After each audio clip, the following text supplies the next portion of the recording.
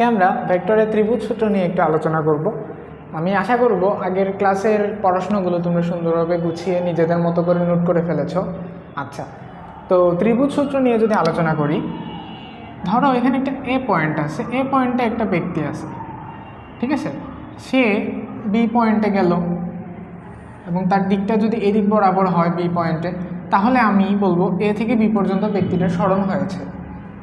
এবং এই ব্যক্তিটা তারপর বি থেকে সি পয়েন্টে গেল, এখানে একটা পয়েন্ট আছে সি, সে এখান থেকে বি পয়েন্টে গেল এবং বি পয়েন্ট থেকে সি পয়েন্টে গেল, আলটিমেটলি সে সি পয়েন্টে গিয়ে থেমে গেল।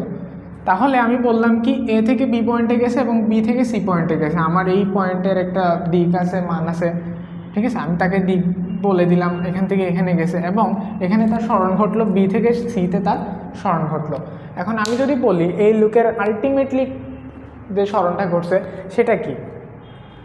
আচ্ছা, তো আমরা প্রথম ভিডিওতে পড়েছিলাম যে সরণটা কি, প্রথম বিন্দু এবং শেষ বিন্দুর মধ্যবর্তী সরলরৈখিক দূরত্ব, তাই না? তাহলে আমি যদি এখান থেকে এখানে যোগ করি, যোগ করলাম, এবং তার দিক নির্দেশনাটা কি হবে? ওই দিক বরাবর। তাহলে আমি দেখলাম ব্যক্তিটা এ পয়েন্ট থেকে বি পয়েন্টে গেল এই দিকে এবং বি পয়েন্ট থেকে সি পয়েন্টে গেল ওই দিকে। তাহলে ওই ব্যক্তিটার যে সরণ হবে, আলটিমেটলি যে সরণ হবে সেটা হবে এই দিক বরাবর এ থেকে সি পর্যন্ত। তাহলে আমরা এই জিনিসটা যদি বুঝে ফেলি, আমি ধরে নিলাম এই জায়গায় আমার একটা ভেক্টর আছে পি ভেক্টর এবং এই জায়গায় আমার একটা ভেক্টর আছে কিউ ভেক্টর। তাহলে এই পি ভেক্টর আর কিউ ভেক্টরের লব্ধি ভেক্টর হবে এই দিক বরাবর আর ভেক্টর। ওকে, আমরা গত ক্লাসে পড়ছিলাম যে আর ভেক্টর যদি আমার লব্ধি ভেক্টর হয়, তাহলে লব্ধি ভেক্টর হবে যে দুইটা ভেক্টর আছে ওই দুইটা ভেক্টরের ভেক্টর যোগফলের সমান। তাহলে আমি ওই জায়গায় কি বলতে পারি? ওই জায়গায় আমি বলতে পারি P vector plus Q vector সমান হবে আর ভেক্টর, তাই না? আচ্ছা, তো আমাদের যে ত্রিভুজ সূত্র আছে সেটা কি বলে? সেটা বলে একটা ত্রিভুজের সন্নিহিত বাহু দ্বারা একই ক্রমে ও মানে, যদি একই ক্রমে মানে এবং দিকে দুইটি ভেক্টর থাকলে, আচ্ছা, তো আমার ত্রিভুজের দুইটা সন্নিহিত বাহু যদি আমি ধরি এ বি এবং বিসি, ওই দুইটা বাহুতে দেখো পি ভেক্টর এবং কিউ ভেক্টর কাজ করতেছে এবং সে মানও, তার মানও আছে দিকও আছে, সেজন্য সে ভেক্টর, তার মান এবং দিক রয়েছে সেজন্য সেও ভেক্টর। এই দুইটা ভেক্টর যদি আমি পি ভেক্টর এ বি এবং বিসি বিন্দুতে ক্রিয়াশীল হয়, তাহলে ত্রিভুজের তৃতীয় বাহু বিপরীত ক্রমে তাদের ভেক্টর দুটির লব্ধি নির্দেশ করবে। এখানে ত্রিভুজের যে বিপরীত বাহু আরেকটা আছে না, এসি, 3 নম্বর যে বাহুটা, ওই 3 নম্বর বাহু দেখো বিপরীত ক্রমে তার ডিরেকশনটা ছিল এখান থেকে এখানে এবং এখান থেকে এখানে, কিন্তু আমাদের যে তৃতীয় যে বাহু যে ওইটার ডিরেকশন হচ্ছে তোমার এই দিক বরাবর, ঠিক আছে?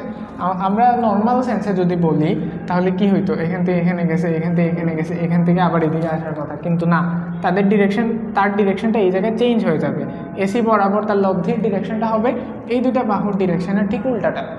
ওকে, আচ্ছা, তো সেই ক্ষেত্রে আমরা এই জায়গায় বলতে পারি যে পি ভেক্টরটা কাজ করতেছে এ বি বরাবর, তাহলে আমি এই জায়গায় এ বি ভেক্টর বলতে পারি, প্লাস কিউ ভেক্টর কাজ করতেছে বিসি বরাবর, তাহলে আমি এখানে বিসি ভেক্টর বলতে পারি, সমান হবে এসি ভেক্টর, তাই না? এ সি এই দিক বরাবর যাচ্ছে না, এই কারণে আমি বলবো এসি ভেক্টর, এসি ভেক্টর।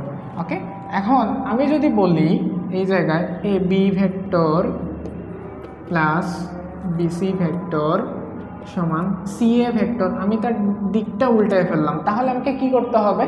তার আগে অবশ্যই একটা মাইনাস দিতে হবে, যেহেতু সে এসি, আমি জানি এসি ভেক্টর এবং সি এ ভেক্টর সমান কিন্তু বিপরীত, সমান কিন্তু বিপরীত।